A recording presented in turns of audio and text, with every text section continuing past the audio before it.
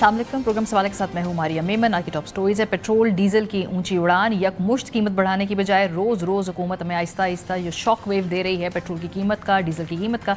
इस पर बात करेंगे प्रोग्राम के पहले हिस्से में। उसके बाद जंग और मुज़ाकरात साथ साथ कर रहे हैं अमरीका और ईरान, उस पर नज़र डालेंगे। और आखिर में जो गंदम का बहरान है, क्या वो मसनूई है, हकीकी है, इसको हर साल हम प्रिवेंट क्यों नहीं कर पाते, इस पे बात करेंगे। लेकिन आगाज़ करते हैं पेट्रोल और कीमत जो डीज़ल की है वो पाकिस्तानी को हर रोज़ की बुनियाद पे डायरेक्टली अफेक्ट करती है। जाहिर सी बात है, जब इसकी कीमतें बढ़ती थी तो नेगेटिव PR होती थी हुकूमत की, तो उसके पीछे उन्होंने अब ये टेक्निक निकाली कि बजाय इसके कि जुमे के जुमे हम बहुत बड़ा जंप इसको अनाउंस करें, क्यों ना हम रोज़ थोड़ी थोड़ी कीमत बढ़ाएं और इस जो पूरे इफेक्ट को डाइल्यूट करें। और लगता है कि ऐसा करने में हुकूमत कामयाब हो गई है, क्योंकि अपोजिशन से हमने बिल्कुल कोई इसके बारे में चूं चां भी नहीं सुनी है। कितना ही कीमत बढ़ी है, क्विकली एक टेबल हमने आपके लिए बना दिया है ताकि आप आसानी से समझ सकें कि गुज़श्ता 6 दिनों में कीमतों को किस तरह से बढ़ाया गया है। कुल मिला के यकमुश्त 25 रुपये के करीब, यानी कि 24 रुपीज़ 82 पैसा के करीब पेट्रोल की कीमत बढ़ी है। पहले दिन 5 रुपये बढ़ाई, फिर 35 पैसे बढ़ी ही जो है इन्होंने हातिम ताई की खबर पर लात मार के 35 पैसे कम की, फिर 6 रुपये बढ़ाई, फिर 4 रुपये बढ़ाई, फिर 3 रुपये बढ़ाई, और कुल मिला के तकरीबन 25 रुपये चंद दिनों में ये कीमत बढ़ा दी गई है। छठी मरतबा जब कीमत बढ़ाई है। डीजल को तो इससे ज़्यादा लंबा जंप लगा है, 60 रुपये के करीब उसकी कीमत बढ़ी है, और वो भी ग्रेजुअली तोड़ के हम देखेंगे कि पहले दिन 31 रुपये बढ़ी, फिर 5 रुपये, 7 रुपये, 7 रुपये, 3 रुपये, 4 रुपये। सो ये जो जुमे के जुमे बढ़ानी थी और एकदम से बहुत बड़ा इसका इम्पैक्ट आना था, उसको कि कदरे इन्होंने कोशिश की है कि उस शॉक को कम किया जा सके। पाकिस्तान में प्राइस बढ़ाने की जो वजह है वो क्या है? रोज़ाना की बुनियाद पे जब वज़ीर साहब से पूछा गया तो उन्होंने कहा था कि आवाम सड़कों पे ज़लील ना हो, इसलिए हम चाहते हैं कि रोज़ाना की बुनियाद पे ये कीमत जो है उसको बढ़ा दिया जाए। ज़रा सुनिए अली परवेज़ मलिक साहब क्या कहते हैं।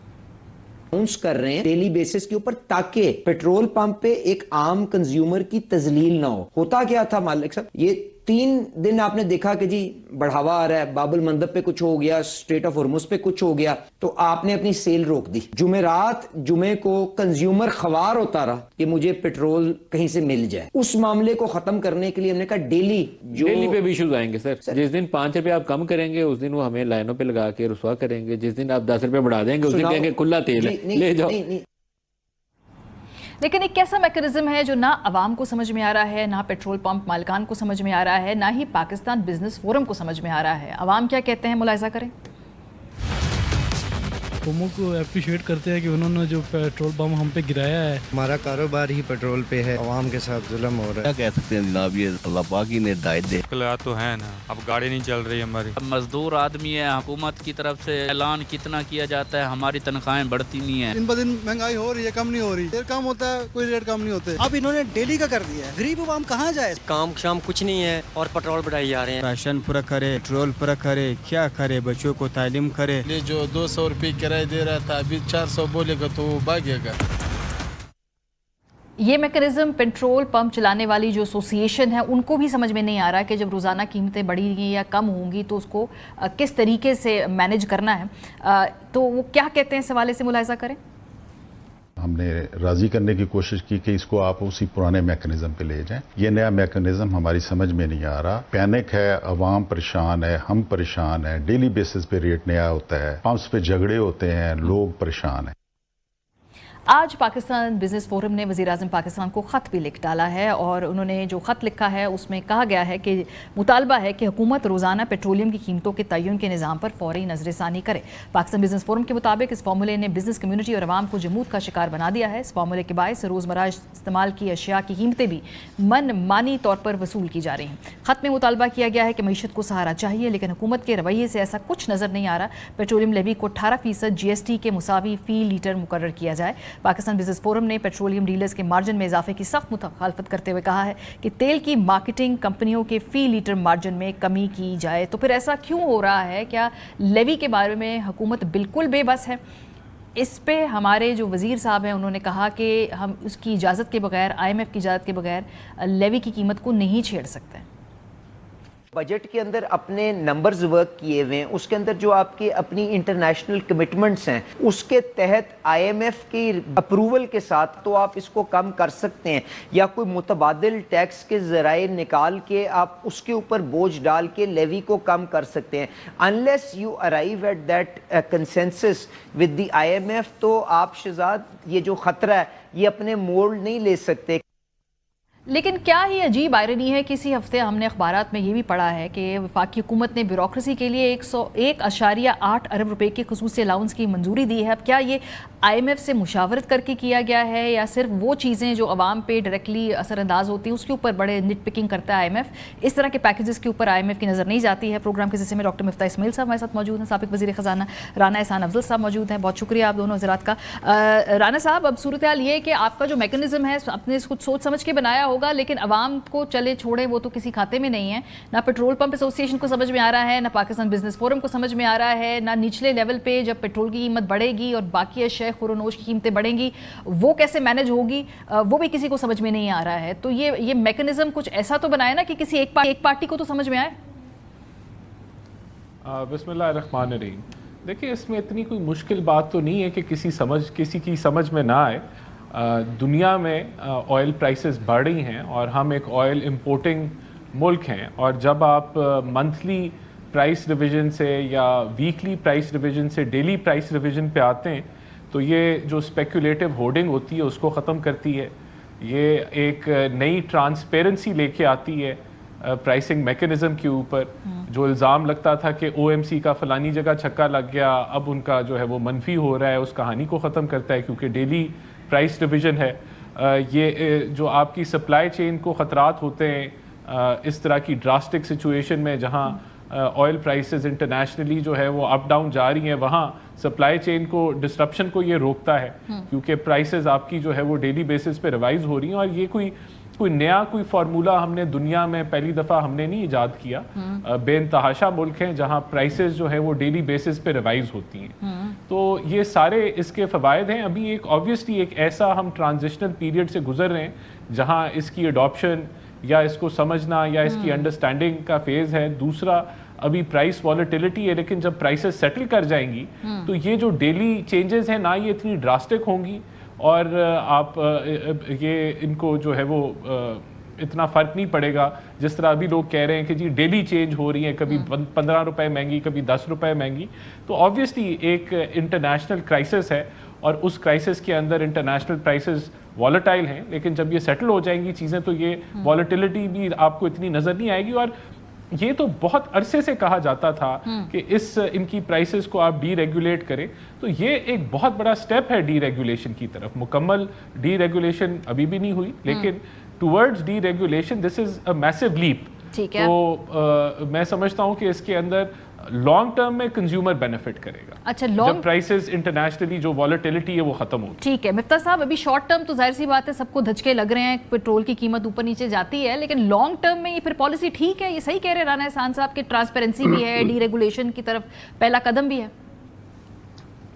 دیکھیے, گزارش یہ ہے کہ ڈی ریگولیشن کرنا آپ کو چاہیے. اگر یہ کرنا ہوتا تو آپ 15 دن کے ساتھ بھی ڈی ریگولیشن کر سکتے تھے. جب 15 دن سے 8 دن آپ نے کیا اور ایک ہفتہ مڈل آف دا پیریڈ آپ نے قیمت کم بڑھا دی اور آئل کمپنیز کو پروفٹ دے دیا جبکہ وہ بندھے ہوئے تھے 15 تاریخ تک کم پرائسز پہ بیچنے کا, تو اس وقت بھی آپ ڈی ریگولیٹ کر سکتے تھے اور آج بھی ڈی ریگولیٹ کریں. کوئی ریگولیشن میں فرق نہیں ہے, صرف آپ ڈیلی روز پرائس بڑھا رہے ہیں. Absolutely that makes no difference towards D regulation. آپ 15 دن میں کریں, 7 دن میں کریں, آج بھی حکومت پرائس سیٹ کرتی ہے. نمبر 1. نمبر 2 یہ کہ یہ جو پیٹرول آپ لے رہی ہیں اس کی قیمت کراچی پورٹ پہ پہنچنے کے بعد 200 روپے ہوتی ہے, اس کے بعد جب ڈیوٹی بھرتے ہیں تو 220 روپے کی ہوتی ہے. اب آپ جو 330 340 پیٹرول یا 370 کا ڈیزل بیچ رہے ہیں تو اس میں باقی جو ہے وہ ٹیکسز ہیں اور کمپنیز کے منافع ہیں. اب کمپنیز کے منافع بھی تو خدا نخواستہ حکومت کمپرومائز نہیں کرے گی, کیونکہ وہ ہمیشہ کبھی بھی عوام اور کمپنیز کا ہو, آئل مارکیٹنگ کمپنیز ہوں, آئل ریفائنریز ہوں, تو وہ آئل ریفائنریز کے ساتھ کھڑے ہوتے ہیں, جس طرح یہ چینی کے مل مالکان کے ساتھ کھڑے ہوتے ہیں, جس طرح یہ فرٹلائزر کے مل مالکان کے ساتھ کھڑے ہوتے ہیں. تو بڑے مالکان کے ساتھ تو کھڑا ہونا حکومت سمجھتی ہے کہ ان کی بہت اولین ذمہ داری ہے. اب جب آپ یہ بھی تو سوچیں نا کہ 200 روپے کا پیٹرول جو کراچی پورٹ پہ آتا ہے اس کو آپ 340 پہ بیچ رہے ہیں اور آپ 40% لیوی لگا رہے ہیں. آج اگر آپ ایک مرسیڈیز گاڑی خریدتی ہیں تو 18% سیل ٹیکس ہے. اگر آپ ایک مہنگا کوئی سوٹ خریدتے ہیں یا مہنگا کوئی پرس خریدتے ہیں یا مہنگی کوئی بھی اور چیز خریدتے ہیں, کوئی ریفریجریٹر خریدتے ہیں, کوئی ٹی وی خریدتے ہیں, کوئی کمپیوٹر خریدتے ہیں, فون خریدتے ہیں, تو اس پہ 18% سیل ٹیکس ہے. لیکن جو پیٹرول جو 60% لوگ پیٹرول استعمال کرتے ہیں اپنی موٹر سائیکل میں, تو جو بیچارہ موٹر سائیکل والا جس کی لاکھ روپے تنخواہ ہے, جس کے اوپر آپ ٹیکس لگاتے ہیں اور اس کا ٹیکس کٹنے کے بعد جو تنخواہ بچتی ہے, وہ جب 400 روپے کا 350 روپے کا صبح پیٹرول لیتا ہے تو اس سے آپ 150 روپے 120 روپے ٹیکس لے رہے ہیں. آپ 40% ٹیکس لے رہے ہیں پیٹرول کی قیمت میں. اس وقت 45% ٹیکس ہے. صحیح. سو 45-50% جب آپ ٹیکس لگا رہے ہیں تو کوئی مہنگی تو ہوگی چیز. اور پھر آپ جب غریب لوگوں سے آپ زیادہ ٹیکس وصول کرتے ہیں, اور جو بات علی پرویز صاحب نے کی تھی تو وہ آپ نے بھی اس کی جواب دیا کہ 1.8 بلین روپے جب آپ نے دے دیے تو آپ کو فرق نہیں پڑا. پچھلے سال جب آسٹیرٹی کی بات کر رہے تھے تو پتہ چلی نہ صرف آسٹیرٹی نہیں ہوئی بلکہ اپنے حکومت کے بجٹ سے 50 ارب روپے آپ نے زیادہ خرچ کر لیا. وہ تو آپ IMF سے نہیں پوچھنے گئے. آپ دیگر ریل اسٹیٹ والوں کو ٹیکس بریک دے دیتے ہیں, وہ تو آپ IMF سے نہیں پوچھنے جاتے. لیکن پیٹرول کے اوپر اگر آپ کو ایک موٹر سائیکل سوار کے لیے 10 روپے کم کرنے تو بڑے IMF کے سوال. اور مفتر صاحب ابھی جو گندم امپورٹ کرنی وہ بھی ڈالرز میں ہی پڑے گی نا, وہ بھی ابھی جب ہم نے گندم امپورٹ کرنی ہے وہ بھی ٹیکا لگے گا. رانا احسان صاحب, صورتحال یہ ہے کہ بھائی جو آپ نے ٹیکسز ہیں اس کا اس سال اپنا حجم بڑھا بھی لیا جو آپ نے لیوی کی مد میں جو وصول کرنے ہیں, تو وہ پھر پیٹرول کی قیمتوں کے علاوہ اور کہاں سے آپ نے پھر ایڈجسٹ کرنا ہے؟ ظاہر سی بات ہے یہ جو روزانہ قیمت بڑھ رہی ہے اس میں اگر آپ لیوی کا مارجن نکال لیں تو پھر پاکستانی عوام کو پیٹرول قدرے سستا مل سکتا ہے. تو لیوی میں تو گنجائش آپ دکھاتے ہی نہیں ہیں, باقی جگہوں پہ گنجائش ہے, چاہے آپ نے بیوروکریٹس کے لیے 1 ارب کا پیکج منظور کرنا ہو. دیکھیں جو بیوروکریٹس کا جو پیکج ہے وہ ان کی سیلری کا ایک ڈفرینشیل کریٹ ہو گیا تھا کہ صوبوں میں سیلری زیادہ تھی اور وفاق میں کم تھی, اور اس ڈفرینشیل کو جو ہے وہ دور کیا گیا ہے کیونکہ پھر آبویسلی جو بیوروکریٹس ہیں ان کی چوائس جو ہے وہ پروونسز کو پریفر کر رہے تھے اور وفاق میں کو وہ نہیں جانا چاہتے تھے کیونکہ ایک سیلری ڈفرینشیل کریٹ ہو گیا تھا. تو اس انوملی کو دور کیا گیا. اب آپ اس کو آبویسلی اس ٹائم کے اوپر آپ اس کو ایک وہ پاپولسٹ نیریٹو اس کے ساتھ آپ باندھ سکتے ہیں, لیکن پاپولسٹ نہیں ہے, یہ اس ملک کی حقیقت ہے. جب چند لوگوں کی ناراضی زیادہ امپورٹنٹ ہو اور باقی زیادہ لوگوں کی آپ مجھے بول لینے دیں نا. جی آپ اگر مجھے بولنے دیں تو اگر وہ ایک ان کی سیلری کا ڈفرینشیل کریٹ ہو گیا تھا تو اس انوملی کو دور کیا گیا. obviously you can paint it at any آپ مشکل وقت ہے ملک کے اندر تو you can give it a spin. دیکھیں جہاں تک بات ہے یہ ٹیکسز کی اور لیویز کی, تو اگر آپ بنگلہ دیش کی قیمتوں کو نکال کے دیکھ لیں, آپ انڈیا کی قیمتوں کو نکال کے دیکھ لیں, اس ریجن میں جتنے ممالک ہیں ان کی اگر آپ قیمتوں کو نکال کے دیکھ لیں تو وہاں بھی اچھا خاصا ٹیکس جو ہے وہ پیٹرولیم پروڈکٹس پہ لیا جا رہا ہے. تو یہ ایسا نہیں ہے کہ یہ صرف پاکستان میں جو ہے وہ لیوی یا ٹیکس جو ہے وہ پیٹرول کے اوپر لیا جا رہا ہے, یہ بھی انٹرنیشنل فنومنا ہے. اس میں کوئی شک نہیں ہے کہ ہم نے بجٹ کیا ہے 1700 ارب ہم نے لیوی اکٹھا کرنا ہے, اور وہ لیوی جو ہے وہ کسی الماری میں ہم نے رکھ کے جیبوں میں اپنی بھر کے نہیں لے جانا, اس سے بجٹ بنا ہے. تو پھر رانا صاحب یہ مان لیں کہ یہ لیوی کی وجہ سے پیٹرول مہنگا ہے, قیمتیں بڑھ رہی ہیں, کم بھی ہو رہی ہیں, لیکن پرائمریلی لیوی کی وجہ سے مہنگا ہے. دیکھیں میں نے آپ کو بتایا کہ دنیا بھر میں پیٹرولیم پروڈکٹس کو ٹیکس کیا جاتا ہے. مجھے آپ سوائے ان ممالک کے جو پیٹرول اپنا خود بناتے ہیں, جو جہاں کروڈ جہاں سے خود نکلتا ہے, آپ مجھے بتا دیں کہ کون سا ایسا ملک ہے جو وہاں زیرو ٹیکس کے اوپر یا زیرو جو ہے وہ سیل ٹیکس یا وہ اس کو جو ہے پیٹرول کو وہ بیچ رہا ہے. بلکہ اس سے بھی ریشو سے زیادہ, یہ 40% لیوی کیوں کہا, لیکن اس سے بھی کہیں زیادہ جو ہے وہ ٹیکس دیا جاتا ہے پیٹرول کے اوپر.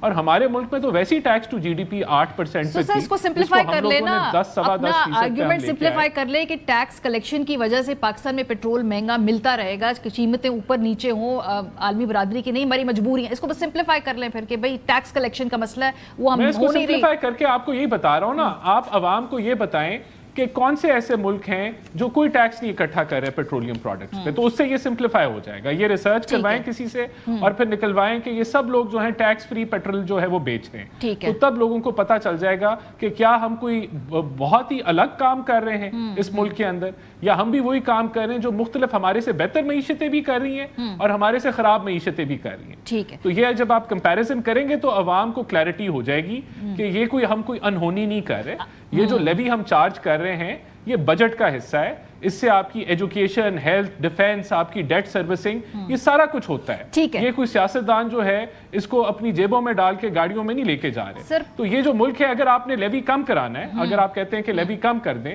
تو پھر آبویسلی یہ بجٹ جو ہے اس کے اندر اور بھی سٹیک ہولڈرز ہیں، ملٹی لیٹرلز ہیں، جن کے ساتھ آپ نے مل کے یہ بجٹ بنایا ہے اور آپ نے صوبوں سے بھی پیسے لیے ہیں. تو اس کا کیسے ریورسل ہوگا آپ وہ ہمیں ضرور بتا دیں کہ کیسے ہم اس کو ریورس کریں، اپنی ڈیولپمنٹ کو بند کر دیں. ریفارمز کرے گا. یہ کوئی آسان، دیکھیں آخری بات، میں ڈاکٹر مفتاح سے یہ کوئی آسان چوائسز نہیں ہیں، یہ آسان چوائسز نہیں ہیں. اس وقت آپ کا پورے ملک دنیا میں کرائسس ہے. بہت آسان چوائس ہے کہ آپ پیٹرول کی قیمت بڑھا دیں، بڑی آسان چوائس ہے. جو مشکل فیصلے کرنے ہیں نا وہ نہیں ہو پا رہے حکومتوں سے. جی مفتاح صاحب، یہ انہونی بات نہیں ہے، دنیا بھر میں ٹیکس لگتا ہے، حکومت پاکستان کی IMF کی مجبوریاں ہیں، اس لیے وہ یہ ٹیکس آپ سے تھوڑا زیادہ لے رہی ہے. یہ ہے جو حکومت کا بیانیہ. دیکھیے پہلی بات جو انہوں نے کی کہ صوبے کی تنخواہ آپ کو میچ کرنی تھی. اگر صوبے کی تنخواہ میچ کرنی تھی تو ایک طریقہ یہ بھی تھا نا کہ آپ صوبوں سے کوآرڈینیٹ کر لیں کہ بھائی تم 22 گریڈ کے افسروں کو کتنی تنخواہ دو گے، ہم کتنی دیں گے. آپ کالج پروفیسروں کی تنخواہ تو میچ نہیں کر رہے، وہ بھی 20 22 گریڈ کے ہوتے ہیں. اردو یونیورسٹی کے اندر تو آپ نے تنخواہ نہیں دی گئی. دوسری بات جب یہ کہہ رہے ہیں کہ دنیا کے ملک بتا دو کہ جہاں پہ ٹیکس کا پیسہ جو ہے وہ نہیں لیا جاتا پیٹرول پہ، تو پھر دنیا کے کون سا ملک ہے جس میں 330 بچوں کو تونسا کے اندر HIV کا انفیکشن ہو جاتا ہے کیونکہ یوز نیڈل استعمال کیا آپ نے ٹیکس کے باوجود. اور پنجاب میں پیسوں کی کمی تو نہیں ہے. ابھی 11 ارب روپے کا جہاز خریدا ہے، خیر فگر نہیں بتا رہے کتنے کا خریدا ہے، جبکہ میرے اور آپ کے پیسوں سے خریدا ہے. ابھی 1 ارب روپے کی شاید 4 مرسڈیز خریدی ہیں، لیکن اسی صوبے کے اندر 330 بچوں کو HIV کا انفیکشن ہو جاتا ہے. یہ تو انہونی بات ہے نا. یہ تو ہم سے غریب ملکوں میں بھی نہیں ہوتا، ہم سے امیر ملکوں میں بھی نہیں ہوتا. ابھی اس کراچی کے اندر ولی کا ہسپتال کے اندر 120 لوگوں کو HIV انفیکشن ہو گیا کیونکہ یوز نیڈل استعمال کی گئی. تو وہ بھی ہم کو بتا دیں کہ کس ملک میں ٹیکس کے پیسوں سے بچوں کو HIV دیا جا رہا ہے. سو مطلب اس کے ایک طرف تو یہ نا کہ کوئی حکومت کی ایسی قابل قدر سروسز نہیں ہے. جس ملک میں 39% بچہ اسکول کے باہر ہو، اس ملک میں آپ ٹیکس کا پیسے لے کے تنخواہیں نہیں بڑھاتے، اس میں ٹیکس کا پیسے لے کے آپ اسکولیں ٹھیک کرتے ہیں. اور اگر آپ نے ٹیکس لینا ہے تو ضرور لیں، لیکن منصفانہ ٹیکس لیں. جب آپ مرسیڈیز گاڑی کے اوپر 18% سیل ٹیکس لگاتے ہیں تو ہونڈا موٹر سائیکل والا بیچارے کو جو پیٹرول خریدتا ہے اس کے اوپر آپ نے 40% لیوی کس روٹ سے لگا رکھی ہے؟ ڈیوٹی الگ لگائی ہے، کلائمیٹ چینج الگ لگایا ہے، کلائمیٹ چینج لیوی الگ لگائی ہے، اور آپ نے 40% لیوی لگا رکھی ہے. تو منصفانہ بھی تو کوئی چیز ہو سکتی ہے نا. اگر آپ ایگریکلچرسٹ سے آپ ٹیکس نہیں لے سکتے، چینی کے مل مالکان کے ساتھ آپ کھڑے ہو جاتے ہیں، ریفائنریز کو 75 ارب روپے کا نفع آپ نے لوگوں کی کاسٹ پہ آپ نے دے دیا، آئل مارکیٹنگ کمپنیز کو نفع ایکسٹرا آپ نے دے دیا مارچ کے اندر لوگوں کی کاسٹ پہ. تو ہر طرف ابھی بھی یہ کیا ہوا ہے کیونکہ وہاں پہ کاسٹیں بڑھ رہی ہیں اور یہ 8 دن کو برداشت نہیں کر سکتی تھی کمپنیاں، تو انہوں نے کہا ڈیلی کر دو تاکہ لوگوں کی جیب سے ڈیلی پیسہ نکلے، 8 دن بعد نہ نکلے. مطلب یہ ہر طرف اگر آپ نے کمپنیز کے مفاد کو اور حکومت کے ٹیکسز کو اگر آپ نے ترجیح دینی ہے لوگوں کی معاشی حالت پہ، تو پھر یہی ہوگا. آپ 7,500 ارب روپے 2022 میں ٹیکس تھا، اس سے آپ نے پچھلے سال 14,500 ارب روپے جمع کیے. آپ نے 4 سال میں ٹیکس ڈبل کر دیا. تو مجھے بتائیے کیا سروسز ڈبل ہوئی ہیں؟ کیا کسی کی انکم ڈبل ہوئی ہے 4 سال میں؟ جب آپ نے 4 سال ڈبل کر دیا، آپ نے کیا سروسز دی ہیں؟ آپ اکانومی جو آج آپ دیکھیں کہ گندم کے کاشتکار کو آپ نے جھوٹ بولا کہ ہم گندم خریدیں گے، تم سے نہیں خریدا. اس کا نتیجہ آپ پچھلے سال اس کو اس کے علاوہ سستا بیچنا پڑا. آپ نے نتیجہ دیکھ لیا کہ آج 1 ملین ٹن خریدنے کی، امپورٹ کرنے کی آپ نے نوبت آ گئی. آج پاکستان کے اندر آٹا 150 روپے کا مل رہا ہے، گندم 115 روپے کا مل رہا ہے. تو یہ میرا فیلئر تو نہیں ہے، یہ ماریا میمن کا فیلئر تو نہیں ہے، یہ تو میرے بھائی رانا احسان کا فیلئر. سر بالکل گورنمنٹ پالیسیز کا فیلئر. اور افسوسناک بات ہے کہ پاکستان میں اس وقت اتنی ڈسفنکشنل پالیٹکس ہے کہ اپوزیشن کے پاس کیپیسٹی نہیں ہے حکومت کو اس وقت ٹف ٹائم دینے کی، جبکہ بڑے ہر روز وہ آپ کو بڑے آرام سے چانسز دے رہے ہیں کہ بھائی آپ ان کی پالیسیز کے اوپر نکتہ چینی کریں. یہ بھی کیا یہ اپوزیشن نہیں آپ نہیں میں مطلب تحریک باقی بہت ساری جو باتیں ہیں وہ میں تو سر دیکھیں ماریہ، میں تو اپنی گزارش کرتا ہوں ڈیزل کی قیمت بھی آج پاکستان میں اگر فارمولا چینج ہوا ہے تو میری وجہ سے ہوا ہے، اگر معذرت کے ساتھ یہ کہنے کی اجازت دیں، لیکن باقی لوگوں کی کیپیسٹی چھین دی گئی ہے. بہت شکریہ مفتاح صاحب تھے. رانا احسان افضل صاحب ہمارے ساتھ موجود تھے. بریک پہ جائیں گے، واپس آئیں گے تو ایران امریکہ جنگ بھی کر رہے ہیں، بات چیت بھی کر رہے ہیں. پروگرام کے اگلے حصے میں اس پہ بات کریں گے، ہمارے ساتھ رہیے. Welcome back. امریکہ اور ایران کے درمیان جاری جنگ میں اگر ہم دیکھیں گزشتہ 2 ہفتوں سے ایک دوسرے کے اوپر تابڑ توڑ حملے کیے جا رہے تھے، لیکن گزشتہ رات سے تھوڑا سا اس میں ٹھہراؤ آیا ہے. تھوڑے سے جو حملے ہیں وہ رکے ہیں. اس کی وجہ یہ ہے کہ پریزیڈنٹ ٹرمپ سمجھتے ہیں کہ اس وقت مذاکرات کو जो है वो मज़ीद चांस देना चाहिए है।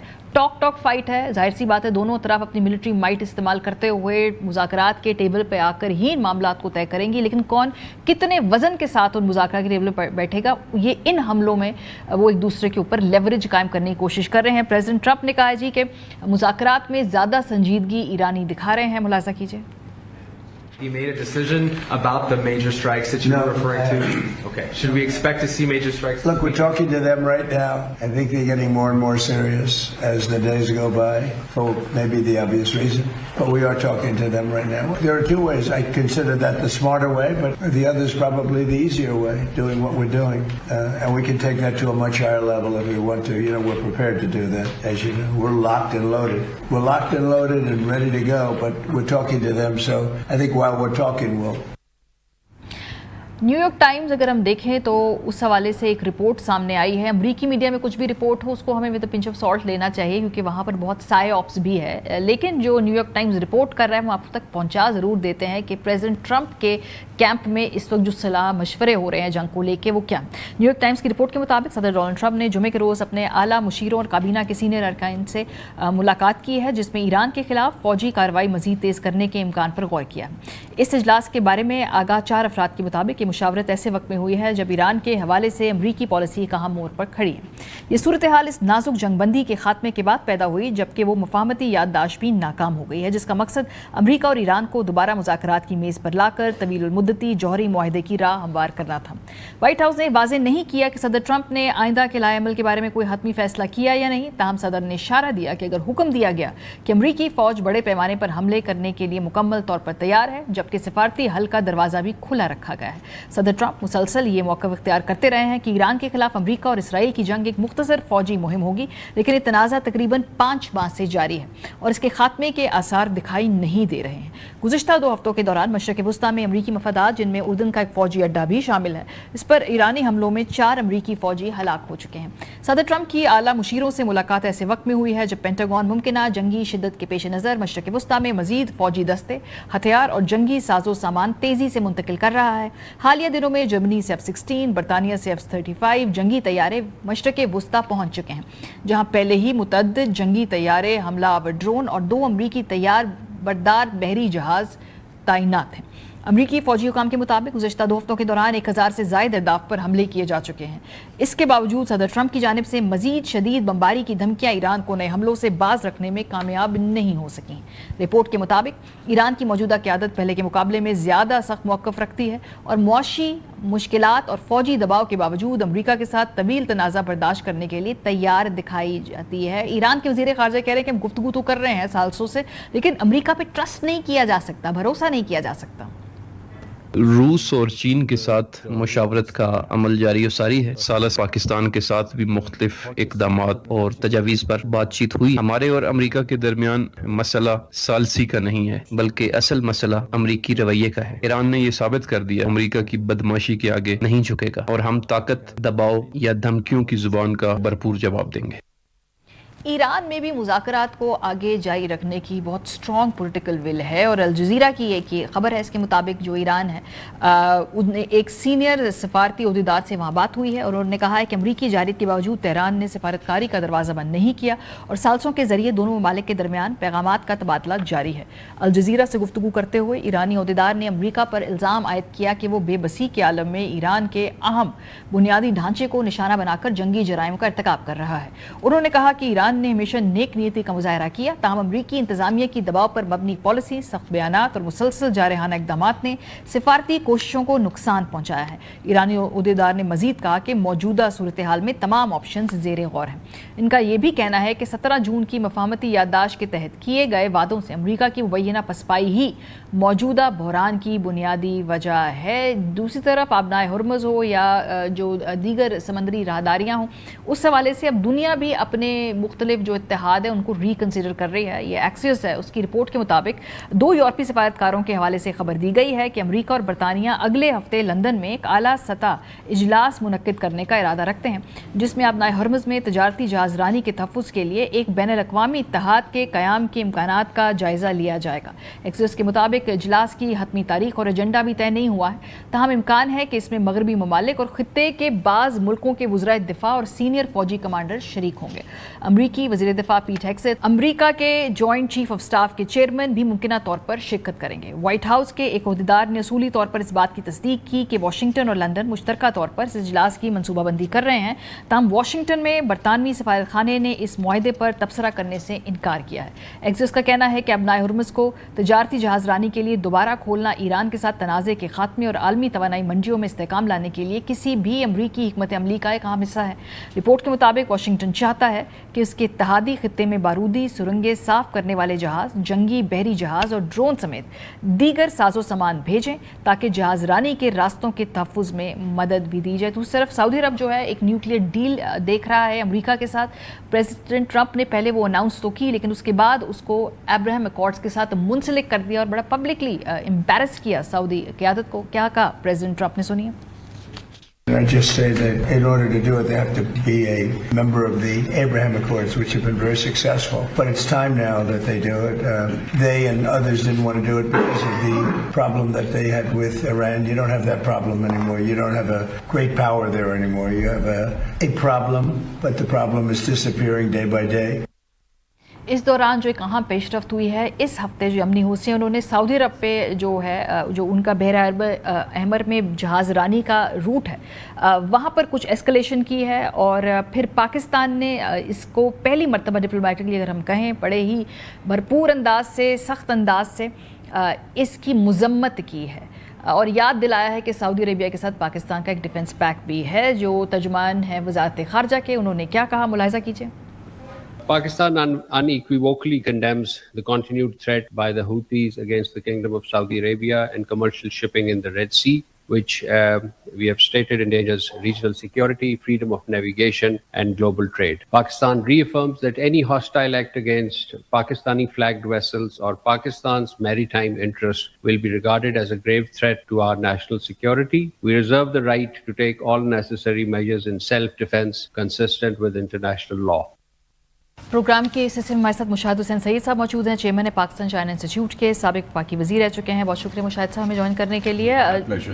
4 कदम आगे बढ़ते हैं फिर कई कदम पीछे चले जाते हैं। अगर हम इस वक्त ईरान और अमेरिका की सूरत हाल देखें, एक बड़ी होपफुल सिचुएशन थी, लेकिन हमने देखा कि सीज़ फायर भी ख़त्म हुआ और अब जिस तरह की दोनों अतराफ से पोस्चरिंग की जा रही है, दोनों तरफ जो हॉक्स ने टेक ओवर कर लिया इस वक्त नैरेटिव, क्या इसका पैमाना फैलता हुआ देख रहे हैं आप मज़ीद या अभी वापस जाएंगे थोड़ा भी?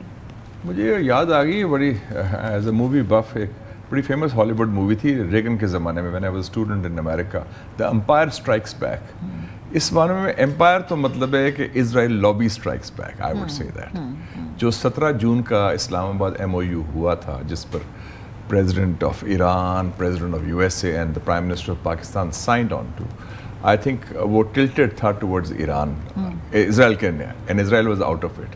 उन्होंने willfully sabotage किया और ख़ास तौर पे point number 5 जो था Strait of Hormuz का, जिसकी agreement हो चुकी थी, और अब मैं देख रहा हूँ कि बतदीज वो कर रहे हैं। अब सऊदी अरेबिया के साथ जो डील भी अनाउंस की ट्रंप ने, नेक्स्ट डे कहा कि नहीं जी वो तो अब्राहम अकॉर्ड्स के साथ कंडीशन कर दिया।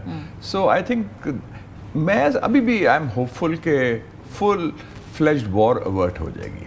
क्योंकि दोनों साइड्स को ये मालूम है कि वो मुकम्मल फौजी शिकस्त एक दूसरे पर नहीं दे सकते, ना ईरान अमेरिका पर, ना अमेरिका ईरान पर। तो अभी जो है आई वुड से कि पोस्चरिंग बड़ी स्ट्रांग हो रही है, क्योंकि वो वॉर ऑफ वर्ड्स है प्लस सिलेक्टिव कैलिब्रेटेड एस्केलेशन है, वाइड स्प्रेड नहीं है। क्यों देखना, ईरान ने अभी तक इजराइल पर कोई अटैक नहीं किया और वो रिस्पॉन्ड कर रहे हैं अमेरिकन अटैक्स। पर ये तो आयरनी है ना कि इजराइल पे हमला नहीं हुआ, लेकिन मिडिल ईस्ट के बाकी मुल्कों के अंदर आप, और वो अमेरिका के गलती की वजह से वो सारे जो गल्फ कंट्रीज है वो फंसी जा रहे हैं। और वो सी जो है वो उस वक्त सऊदियों पे हमला कर रहे हैं, मतलब इसराइल पे तो कोई हमला नहीं कर रहा है। मेरा अपना व्यू था कि I would have advised our Iranian friends and brothers के थोड़ा सा हाथ वाला रखें सऊदी अरेबिया, ओमान और कतर पर, क्योंकि इन लोगों ने 3 ममालिक ने ईरान का साथ दिया। ट्रंप पर प्रेशर भी डाला कि आप जंग एस्केलेट ना करें. आई फील दैट मैं भी चाइना से होके आ रहा हूँ और चाइना और पाकिस्तान की बड़ी कोऑर्डिनेशन चल रही है इस इशू के ऊपर. मैं स्पेसिफिकली ये सवाल पूछना भी चाह रही थी बिकॉज इस पे चाइनीज इंटरेस्ट भी है ना. स्ट्रेट ऑफ हॉर्मुज बंद होता है तो चाइनीज इंटरेस्ट भी हर्ट होता है. स्ट्रेट ऑफ हॉर्मुज के अलावा रेड सी भी बंद करने की बात हो रही है. बाब-अल-मंदब की 7% तो ऑयल सप्लाईज वहाँ से जाती हैं, 20% स्ट्रेट ऑफ हॉर्मुज से जाती हैं, तो वो तो China would not want an escalation. तो इसमें चाइना और पाकिस्तान की कोऑर्डिनेशन बहुत स्ट्रांग जा रही है, एक्टिव जा रही है.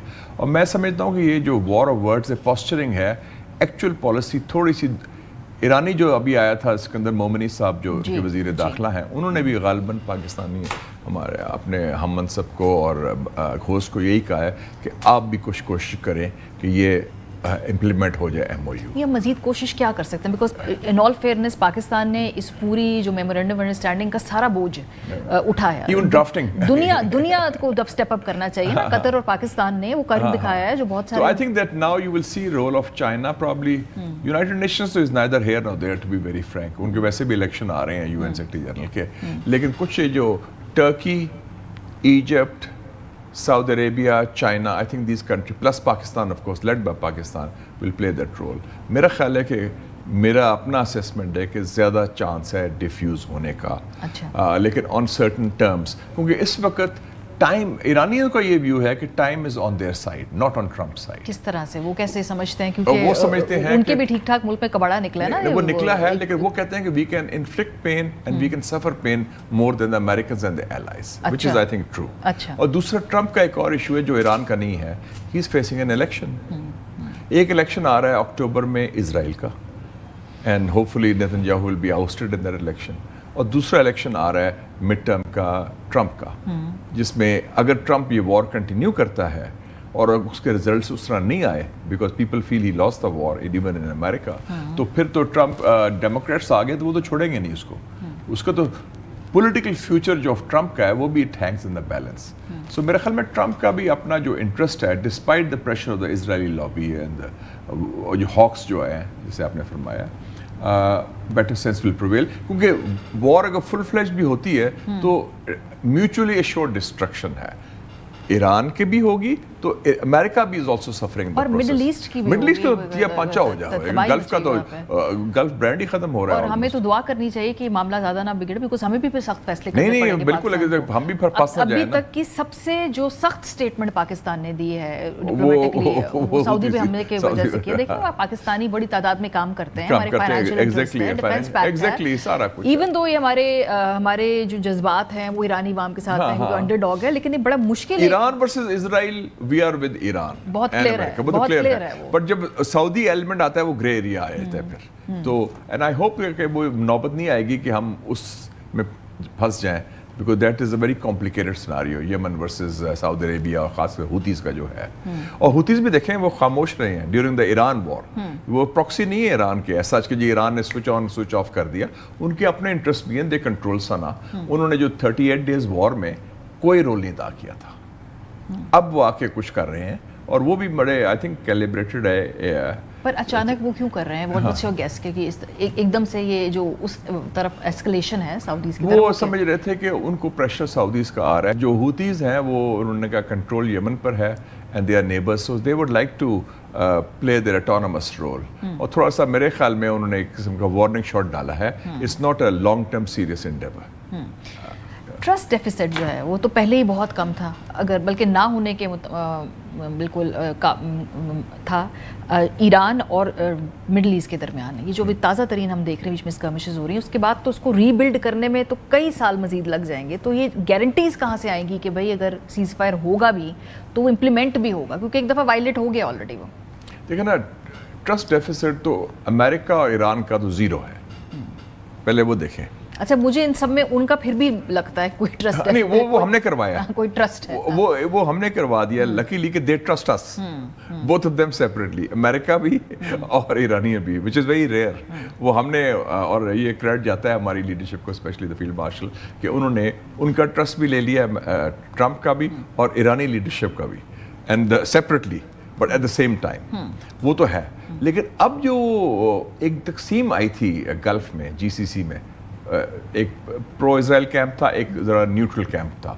میں سمجھتا ہوں کہ ایرانیئنس کو بھی چاہیے تھوڑا سا ذرا کہتے ہیں جیسے پنجابی میں ہاتھ والا رکھیں کہ ذرا جو اپنے دوستوں میں اضافہ کریں دشمنوں میں اضافہ نہ کریں. کم سے کم سعودی عربیہ، قطر اور عمان پر جو ان کے ساتھ ہیں، جو ان کے میڈیٹرز ہیں، جو ان کے لیے آواز اٹھاتے ہیں ٹرمپ کے ساتھ، عمان نے بھی کہا ہے، قطر نے بھی کہا ہے، سعودی عربیہ نے کہا ہے. تھوڑا سا میرے خیال میں ایرانیہ میں بھی وہ ذرا ہے کہ آفٹر دا فیونرل آف ریبر 2.5 کروڑ لوگ نکلے ہیں، وہ شو آف فورس بھی ہوئی ہے، بڑی کامیاب ہوئی ہے. تو تھوڑا سا ایک فیکشن میں آیا ہے کہ ذرا ٹھیک ہے جی well show them who we are. Iran کے اندر آپ کو یکسوئی نظر آتی ہے موقف کی، یا وہاں پر بھی لگتا ہے کہ جیسے IRGC جو ہے وہ ایک مختلف اپروچ رکھتی ہے، سیاسی قیادت ایک مختلف اپروچ رکھتی ہے، this is also part of problem? No I think اب یکسوئی آ گئی ہے. وہ جو ٹرانزیشن ہوئی ہے، بلکہ ایک رننگ لیڈرشپ نے مجھے بڑی انٹرسٹنگ بات کی. انہیں کہا کہ ایک لیول سے ٹرمپ کا بلیسنگ ان ڈسگائز ہوا ہے، ہمیں اکٹھا کر دیا. موٹا نہیں دے گا. کہتے ہیں ہمیں بڑا خطرہ تھا کہ ٹرانزیشن کیسی ہوگی ریبر کے بعد، اتنے فیکشنز ہیں، اگر جب بھی اگر نارمل ڈیتھ ہوتی جس طرح ان کی شہادت ہوئی، جس طرح ہوا، وہ سب اکٹھے ہو گئے. مگر ٹھیک ہے جی، اس مجتبیٰ از دا لیڈر، جو خامنہئی ان کا بیٹا ہے، اور IRGC. تو اس وقت اس دا ریبر plus IRGC which is running Iran. باقی تو عہدیدار ہیں، لیکن اصل وہ جو ہے نا دے آر دا اسٹیبلشمنٹ بھی کہہ لیں، ڈیپ اسٹیٹ بھی کہہ لیں، گورنمنٹ بھی کہہ لیں، وہ ایک آل رول انٹو ون ہے. And they are fully in command. And تو اس لیے میں نہیں سمجھتا کہ اس پہ کوئی فیکشنز کا ایشو ہے. ٹھیک ہے، اس میں وہ اسٹریٹجک کلیئرٹی، لیکن ٹرسٹ کا ضرور ہے. وہ کہتے ہیں کہ یہ دوگلے ہیں، یہ دھوکے باز ہیں امریکہ. اور سب سے بڑا خطرہ جو وہ ایرانی کہتے ہیں which is جائز ٹو سم ایکسٹینٹ، کہ Trump is not a free agent, he is guided by Netanyahu. اور وہ سعودی ڈیل پر بھی ہو گیا ہے، اور وہ اسٹریٹ آف ہارمز کا جو تھا بات، اس میں بھی جب اس نے کہا کہ جی پاس کر کے ایک نیا روٹ نکالیں، اس سے گڑبڑ وہاں سے شروع ہوئی نا جی. لیکن کیا لانگ ٹرم میں کیا انڈرسٹینڈنگ ہے؟ جیسے آپ کہتے ہیں کہ چائنا میں کیا سوچ ہے، ذرا ہمیں یہ بھی بتائیے کہ اسٹریٹ آف ہارمز کو مکمل طور پہ ایرانی کنٹرول کے تحت دینے کو تیار ہے دنیا، یا اس کے اوپر ابھی بہت سیٹلمنٹ ہونی ہے؟ میرا نہیں خیال کہ they will agree on that. International water way ہے، اس میں کوئی ارینجمنٹ یہ ضرور ہو سکتا ہے کہ ایران کے سیکیورٹی انٹرسٹ پروٹیکٹ ہو، لیکن یہ کہنا کہ ایران ول ڈٹرمن دا ٹول اور وہ کون آتا ہے کون جاتا ہے، یہ ممکن نہیں. لانگ ٹرم یہ میرا نہیں نہ، یہ چائنا بھی نہیں چاہتا، کیونکہ وہ دیکھیں نا یہ انڈر انٹرنیشنل لا بھی ہے نا، انٹرنیشنل واٹر وے ہے. اینڈ اس انٹرنیشنل واٹر وے میں فریڈم آف نیویگیشن ایک ایکسیپٹڈ پرنسپل تھا. Yes, at the mouth of the strait of Hormuz 21 mile میں کچھ ٹیریٹری آتی ہے عمان کی، کچھ ان کی آتی ہے، اور وہ 12 میل کا چکر بھی ہے جس میں دونوں شیئر کرتے ہیں. لیکن انٹرنیشنل واٹر وے میں ایران اگر یہ کہے کہ ہم فیصلہ کریں گے کون آتا ہے جاتا ہے، I think that will not be feasible in the long term. اس وقت تو Iran is using it as a tactical leverage. لیکن ایران کو بھی لانگ ٹرم معلوم ہے کہ یہ اس پہ مطلب ان کے تو اگر آپ دیکھیں نا اس وقت اسٹریٹجک جو ڈیٹرنس ہے وہ سب سے بڑی اسٹیٹ آف ہارمز سے، اور وہ کر کے دکھایا انہوں نے. ان کی انڈرسٹینڈنگ یہ ہے کہ لانگ ٹرم انہوں نے ایران از دا کمزور پارٹی. 2 نیوکلیئر پاورز نے ان پر حملہ کیا. ملٹری مائٹ پر وہ زیادہ حاوی ہوئے امریکنز اور اسرائیل. گو کہ ایران نے اب کیپیسٹی شو کر دی کہ ان کی ملٹری مائٹ بھی اتنی اسٹرانگ ہے کہ وہ ان کو ابھی تک ہٹ کر رہی ہے وداؤٹ بینگ اسٹاپڈ. ان کے انٹرسیپٹرز فیل ہو گئے، لیکن انہوں نے یہ دیکھ لیا کہ اسٹریٹ آف ہارمز تو بڑا جگولر ہے ان کا. They got them by the throat economically and energy wise. اور وہ جو ان کے الائز تھے، گلف الائز آف امریکہ، ان کو دباؤ ڈالا، کیونکہ وہ پھر دباؤ ڈالیں گے ان پر تاکہ وہ امریکہ پر دباؤ ڈالیں کہ خدا کا نام لو یا جنگ ختم کرو، وہ نام فارغ ہو جائیں گے. تو Iranians are using as a tactical leverage. I don't see it as a strategic one. ٹھیک ہے، لانگ ٹرم نہیں چلے گا، کیونکہ long term it will not be acceptable neither for China اور رشیا اور فار دا انٹرنیشنل کمیونٹی. ابھی اگر ہم اس طرف آ جائیں کہ پاکستان اور سعودی عرب کے ڈیفنس پیکٹ بھی ہے اس وقت، جو ہماری سیاسی طور پہ ابھی شکر ہے وہ مقام نہیں آیا کہ ہمیں کوئی سائڈ چوز کرنی پڑے یا اس ڈیفنس پیکٹ کی وجہ سے ہمیں کچھ سخت فیصلے کرنے پڑیں. وہاں تک نوبت آتی ہوئی آپ کو نظر آ رہی ہے؟ مجھے نہیں نظر آ رہی. اول تو ہونا بھی چاہیے، جو ہمارے اپنے بڑے چیلنجز ہیں ہمارے نیشنل سیکورٹی کے. TTP BLA Houthis are not our challenge. وہ کہتے ہیں نا we have no dog in the fight. اور خدا نہ خواستہ کوئی سعودی عربیہ کی انٹیگریٹی، یونٹی یا سالمیت کو خطرہ تو نہیں ہے نا اس وقت. وہ شپنگ کا ہوا ہے ان کی جو ریاست ہے جس میں ہماری فوج بھی ہے، ہماری ایئر فورس بھی ہے، وہ اس میں اس کو جو ان لینڈ ہے سعودی عربیہ کا اور پورا، اس میں کوئی خطرہ نہیں ان کو. They have been having these incidents. I don't think they will spin out of control.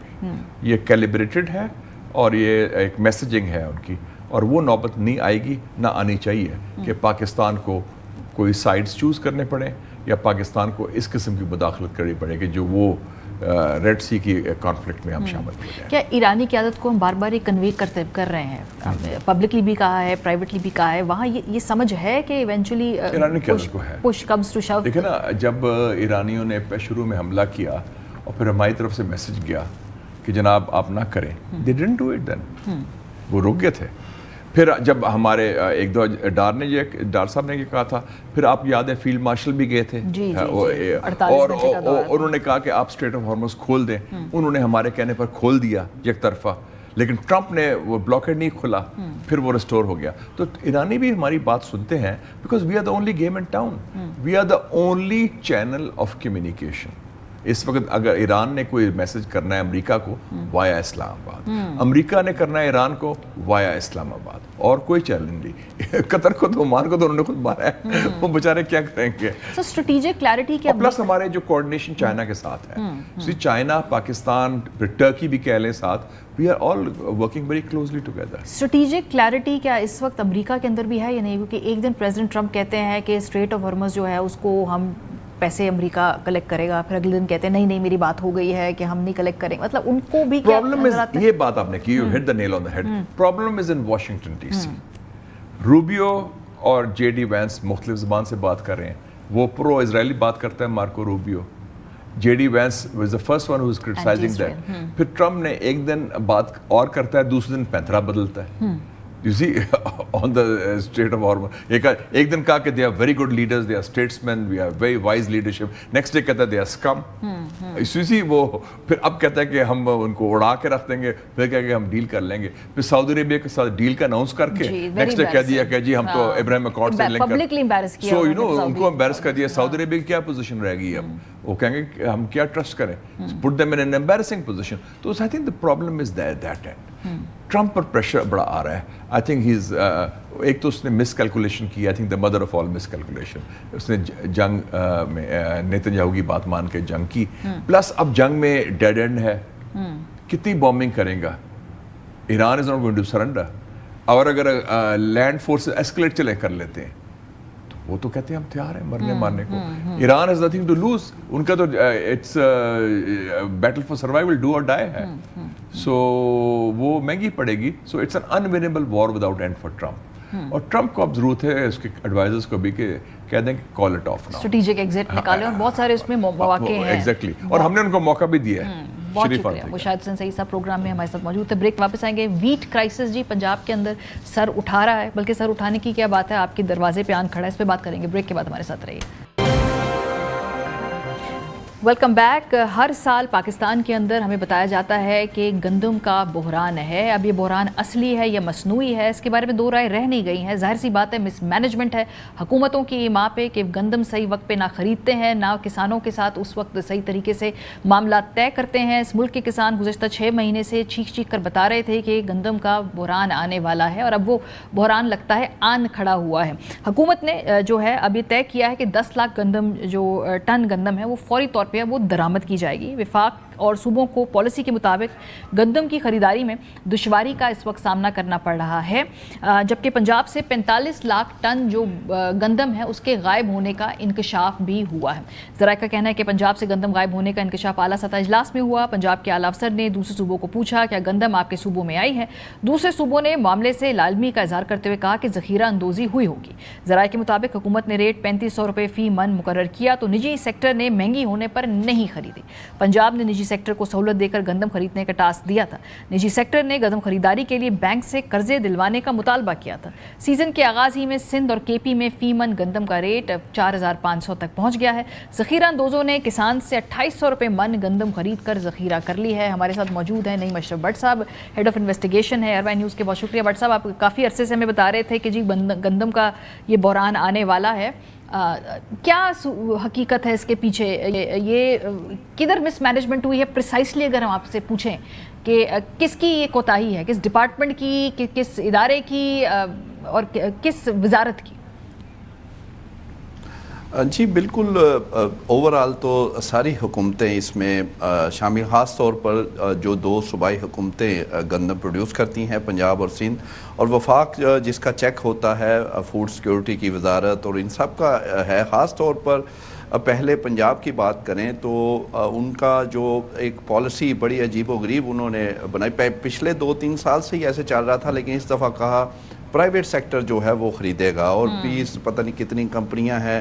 اب 300 ارب روپے نارملی اتنی ضرورت ہوتی ہے گندم کی خریداری کے لیے. پہلے جو حکومت خریدتی تھی، بینک سے قرضہ بھی لیا جاتا تھا، واپسی بھی ہو جاتی تھی، گورنمنٹ کو یہ آسان ہوتا ہے، قرضہ بھی اسے مل جاتا ہے، وہ خود بھی خرچ سکتے ہیں. لیکن پرائیویٹ سیکٹر اتنی زیادہ رقم وہ کہاں سے ان کے پاس آنی تھی، کوئی کسی نے خریدی نہیں.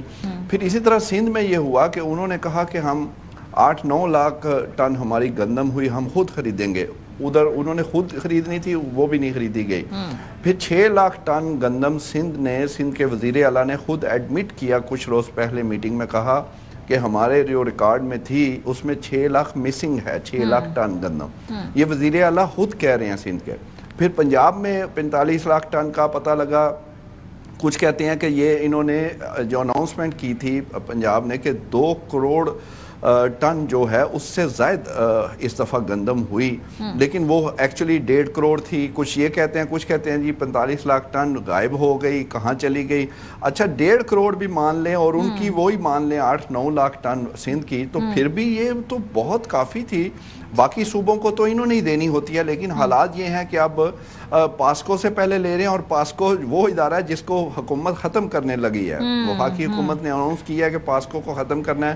اب پاسکو جو خود وہ پروڈیوس نہیں کرتا اسلام آباد یہاں ہی پاسکو، وہ تو پنجاب یا سندھ سے لیتی یا امپورٹ کرتی ہے، اور وہ ان سے اب پنجاب والے اور سندھ والے خرید رہے ہیں اور پھر امپورٹ کی طرف جا رہے ہیں. اور اندازہ لگائیں اس وقت مارکیٹ جو ریٹ ہے، ایک طرف ہم $1 جو ہے وہ مانگتے پھر رہے ہیں، اور دوسری طرف ریٹ یہ ہے کہ $275 جو ہے فی ٹن جو ہے اس وقت مارکیٹ کا ریٹ ہے اگر یہ باہر سے منگواتے ہیں، اور 350 یا 400 سمجھ لیں جب وہ کرایہ وغیرہ ملا کے یہ فی ٹن بنے گا. اور 10 لاکھ ٹن اگر یعنی 1 ملین منگواتے ہیں تو 35 کروڑ سے $40 کروڑ جو ہیں یہ ان کو چاہیے. پھر وہ ہم سے شروعات ہے، لیوی لیں گے نا، پھر ہم سے اور ٹیکس لیں گے، ہمیں پیٹرول کی قیمتوں میں سے ہماری جیبوں سے پیسے نکالیں گے. لیکن کوئی ظاہر سی بات ہے، اتنی اچھی گورننس ہو رہی ہے پنجاب کے اندر، کوئی انکوائری تو بٹھائی ہوگی انہوں نے کہ بھائی چیک کریں کیوں ہو رہا ہے.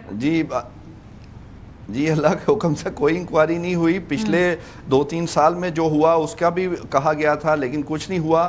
ہاں لیکن یہ ضرور ہے کہ یہ معاملات اکٹھے ضرور ہو رہے ہیں، اور کسی نہ کسی وقت یہ فائلیں جو ہیں یہ کھلنی ہیں، کیونکہ اس دفعہ تو حد ہو گئی کہ صرف 3 مہینے ہوئے. اس وقت تو ہمیں یہ ہونا چاہیے تھا کہ ہم ایکسپورٹ کرتے گندم، کہتے ہیں جی 3 مہینے ہماری بمپر کراپ ہوئی ہے، کٹائی کو ابھی اپریل مئی میں ہوئی ہے، تو اب ہم دوسرے ممالک. لیکن یہاں پر الٹ حساب ہے کہ گندم جو وافر ہوئی، ہم جب جی ٹی روڈ سارا ایسے گھومتے ہیں، پنڈی سے شروع ہوں تو سندھ تک جائیں تو گندم ہی گندم جب اس کی فصل اگتی ہے تو نظر آتی ہے. لیکن وہ کہاں گئی کہ 3 مہینے بعد ہم اب ایکسپورٹ کر رہے ہیں، اور زر مبادلہ 35 کروڑ سے 40 کروڑ.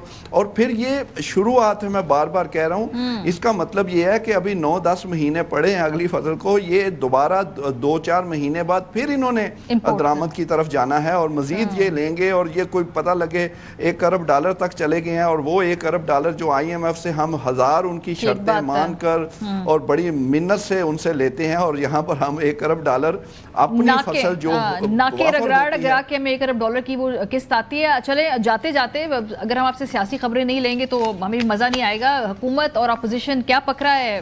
کچھ کیا آپس میں کوئی بات چیت کا رستہ کھلا ہے آپس میں؟ جی ماریہ، مذاکرات یا بات چیت حکومت تو شاید انہیں اوورال بات کرتی، لیکن اس وقت پی ٹی آئی کا جو مین اپوزیشن ہے وہ ان کو اپنے پرسنل جو مسائل ہیں وہ زیادہ ہیں، اور خفیہ میٹنگز زیادہ کرتے ہیں اور اپنی اپنی بات کرتے ہیں. ایک خبر آپ کو یہ بتا دوں کہ پچھلے ماہ ایک تو ظاہری طور پہ شہباز شریف صاحب نے اپوزیشن کو کہا، پھر رانا ثناء اللہ ملے پی ٹی آئی کے لوگوں کو. ایک اور آفر بھی آئی جو کہ ایک باثر وفاقی وفاقی وزیر نے پارلیمنٹ ہاؤس میں ہی پی ٹی آئی کے جو ایم این ایز تھے ان کے پاس جا کر کہا کہ میں آپ سے میٹنگ کرنا چاہتا ہوں تو آئیں بات کرتے ہیں. تو وہ اب آج تک کسی کو نہیں اس خبر کا پتہ. وہ اوپن آفر تھی اور وہ بیرون ملک جا رہے تھے. اس سے پہلے انہوں نے کہا میں واپس آ کے آپ سے اس پہ بات کروں گا. لیکن ہوا یہ کہ انہی وزیر صاحب کو پہلے وزیر اعلیٰ خیبر پختونخوا خفیہ طور پہ ملے, ان سے بات کی کہ کوئی کیسز وغیرہ ہیں, اور اس کے نتیجے میں جو ڈیل ہوئی تو پتہ چلا کہ اڈیالہ کے باہر جو اب کارکن آتے تھے تھوڑے بہت ان کو منع کیا گیا پہلے, پھر وہ جو فیملی کے لوگ تھے وہ بھی آنا بند ہو گئے, اور کوئی کیسز کی باتیں تھیں. کچھ اور ملاقاتیں بھی اسی طرح وزیر اعلیٰ خیبر پختونخوا نے کی. پھر گوہر صاحب کے بارے میں بھی یہ ہے کہ وہ ہوئی. تو اوورال اپنی اپنی بات کی جا رہی ہے, لیکن جو ان کا منشور ہے جو کہتے ہیں جی رہائی فورس خان صاحب کی رہائی کے لیے مین ان کا ایجنڈا یا اور مسائل ہیں. اب یہ گندم یا یہ پیٹرول ان کو ہی لینے, یہ اپوزیشن کا کام ہے. بالکل ٹھیک بات ہے, اپوزیشن کے کرنے کے کام ہے. بہت شکریہ, بہت ہمارے ساتھ موجود تھے نعیم اشرف بٹ صاحب. پروگرام کا وقت ختم ہو گیا. اپنا فیڈ بیک دینا مت بھولیے گا. خیال رکھیے. خدا حافظ.